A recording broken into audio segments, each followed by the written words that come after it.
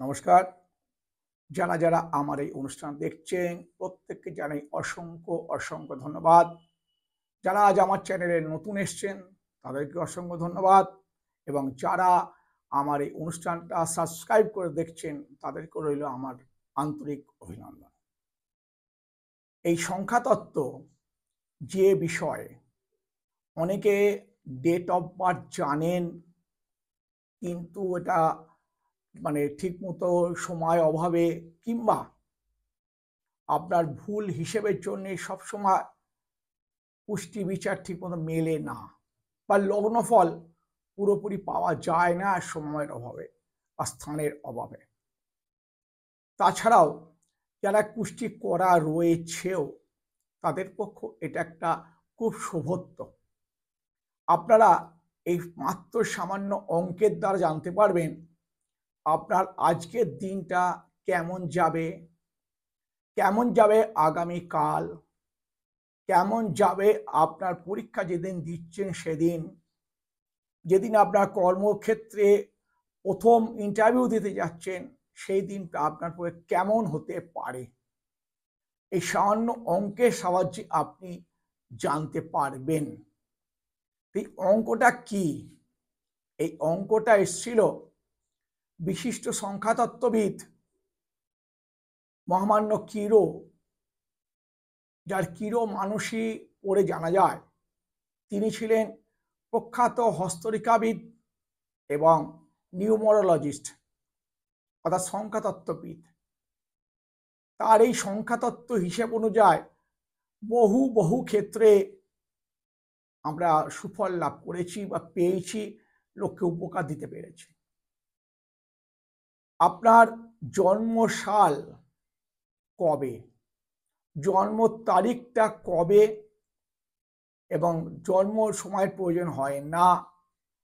সুতরাং আপনি যখন জন্মেছেন, ধরুন 1/1/2024 আপনি জন্মেছেন, আমি একটা কথার হিসাবে ধরে নিলাম মাত্র, অর্থাৎ 1 আর 1 2, 2 আর 0 থাকবে, ভ্যালু নেই কিছু, এই 2 আর 2 4, তারপরের 2 হলো 6 এবং তার পরের সংখ্যা হচ্ছে 4।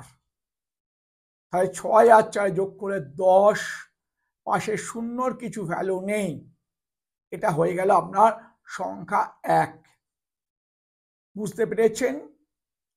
এবং আপনারা আপনাদের সংখ্যা অনুযায়ী জানতে পারবেন আপনার মনের মানুষটা কেমন, আপনার সঙ্গে তার কতটা মিল আছে বা নেই, ঠিক মতো চলাফেরা করতে পারবেন তাকে নিয়ে কিনা, সেটাও কিন্তু আপনি নিজে সহজে বসে হিসেব করে নিতে পারবেন যদি আমার এই অনুষ্ঠানটা পুরোটা আপনি দেখেন।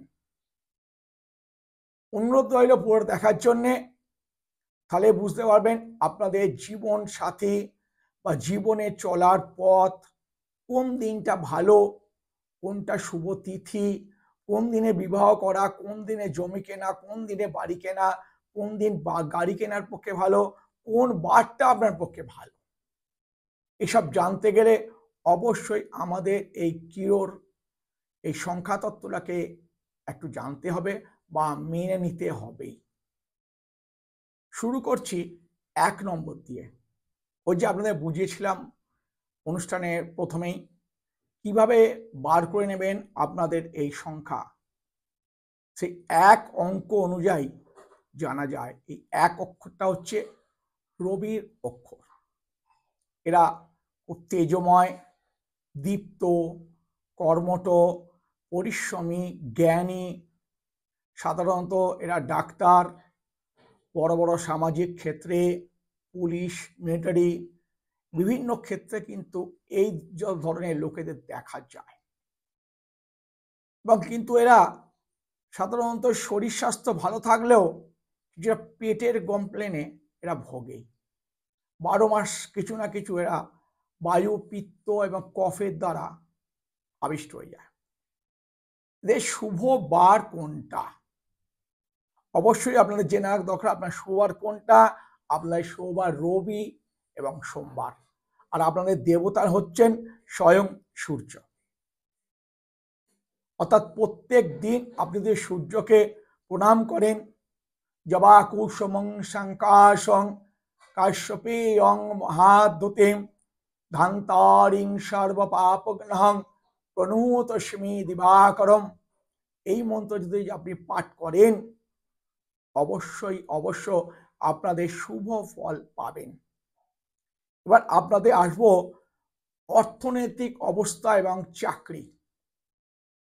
এরা কিন্তু সাধারণত চাকরি করতে ভালোবাসে না, কারণ পরাধীনতা এই ধরনের লোকেরা সহ্য করতে পারে না বা মেনে নেয় না। এরা সাধারণত ব্যবসায়ী হয় এবং ব্যবসা বহু ক্ষেত্রে এরা সফলতা লাভ করেছে। কি ধরনের ব্যবসা এদের পক্ষে ভালো? এদের ভালো লোহা লক্কর, ইঞ্জিনিয়ারিং, কয়লা, ইমারতি দ্রব্য, মেশিনারিজ, ইঞ্জিনিয়ারিং দ্রব্য, এই সমস্ত ক্ষেত্রে ব্যবসায় কিন্তু এরা সফলতা লাভ করেই, অবধারিত ফল পায়। এরা সাধারণত ক্ষেত্রে ডাক্তার হলে খুব সুনাম পায়, এবং যদি বড় ইঞ্জিনিয়ার হয় বা সমাজের কোনো সমাজ পরিচালন ক্ষেত্রে যদি এরা অধীনস্থ হন তো এরা সুনাম অর্জন করেন। প্রায়শই দেখা যায় এরা রাজনীতিতে সফলতা লাভ করতে এবং বা রাজনীতিকে একটু বিশেষ ঝোঁক থাকে। তবে দুর্ঘটনাপ্রবণ এলাকা থেকে এদের দূরে থাকা ভালো। জল এবং যদি আপনার জীবনে জল ভ্রমণ কিংবা পর্বত আরোহণ থাকে সেটা না যাওয়াটাই আপনাদের পক্ষে ভালো, কারণ যেহেতু আপনাদের সোম, চন্দ্র এবং রবি আপনাদের দেবতা বা শুভ দিন এবার, সেহেতু আপনাদের পক্ষে জলভ্রমণটা বা পর্বত আরোহণটা খুব একটা ভালো সুবিধে গোচর হয় না। আপনার স্থলক্ষেত্রে কর্মরত চাকরি বা ব্যবসায় যদি থাকেন আপনারা খুব সফলতা লাভ করবেন। এবং বাকি যে অঙ্ক অনুযায়ী আপনাদের বুঝিয়ে দিয়েছি আগে, যদি আপনারা মিলিয়ে নেন দেখবেন আপনাদের পর মিলে যাচ্ছে। এবং রক্তচাপ জনিত যদি আপনাদের কারো রোগ থাকে তা কিন্তু মেডিটেশন করে বা কোনো ডাক্তারি পরামর্শ সাহায্যে এই ব্লাড প্রেশারটাকে কন্ট্রোল অবশ্যই করে নেবেন। কারণ আপনাদের ব্লাড প্রেশারটা বড্ড হাই থাকে, মনের দিক থেকে খুব প্রচণ্ড দুর্বল, অল্পতেই ভেঙে পড়েন, আবার অল্পতেই প্রচণ্ড মনোজোর নিয়ে আপনারা আবার জীবন ক্ষেত্রে এগিয়ে চলেন। আজকের মতো শেষ করব সংখ্যা 1, আবার পরবর্তী এপিসোডে চলে আসব সংখ্যা 2 নিয়ে। আজকে অনুষ্ঠান শেষ করলাম। নমস্কার।